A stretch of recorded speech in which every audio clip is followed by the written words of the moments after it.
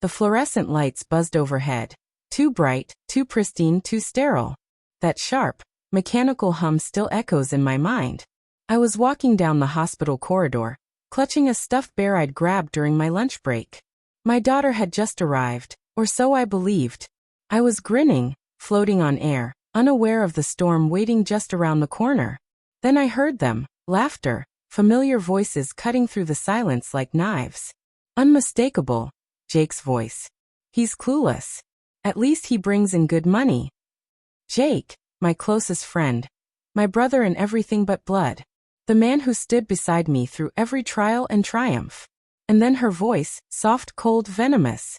You two deserve to be happy. He's just dead weight. Her laugh followed, cruel, grateful. My wife's laugh. I didn't move. Not at first. I stood frozen in that sterile hallway, the bear digging stitches into my palm. No tears fell, no screams escaped. Just cold stillness. Then slowly, I turned and walked away. They never saw me. That was their first mistake. Jake and I had been dreamers once. Late college nights fueled by ambition and too much coffee. Startups that burned through money and hope. Shared heartbreaks and victories. He held me when my father died. I gave him shelter when he had nowhere else to go. He toasted my wedding, saying I'd found someone who completed me.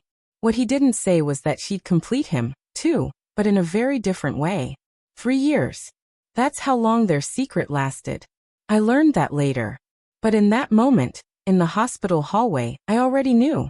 Her laughter was a confession, a celebration, not guilt. I went home and stared at our wedding photo. Her smile, once a source of comfort, now twisted into mockery. But I didn't confront her, not yet. Emotions are a fire, revenge is a match.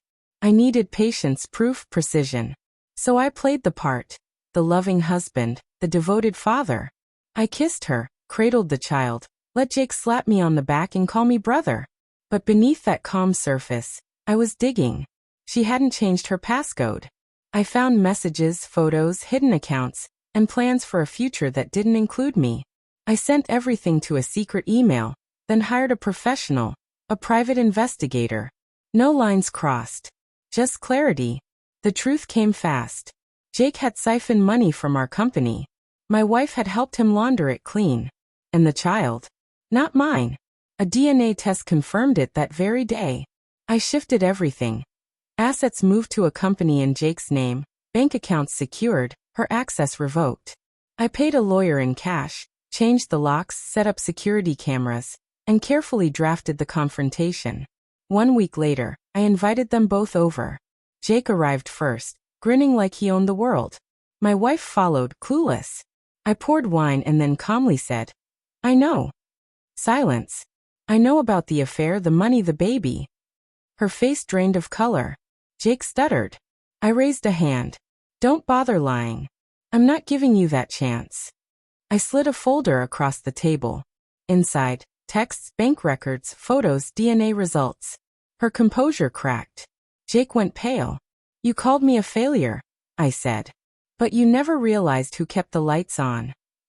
She lunged for the folder. I pulled it back. Company's gone. Money's gone. You're broke. Then her mother entered, invited by me.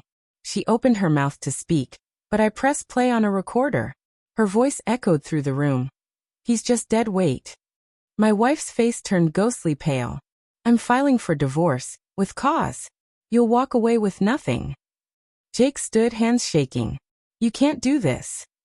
I already did. I placed a set of keys on the table. New locks, security footage. Step foot near me again and I pressed charges. I handed Jake an envelope. Expect a visit from the IRS. The books are clean. You're not. He stared, stunned. She sobbed. Her mother couldn't speak.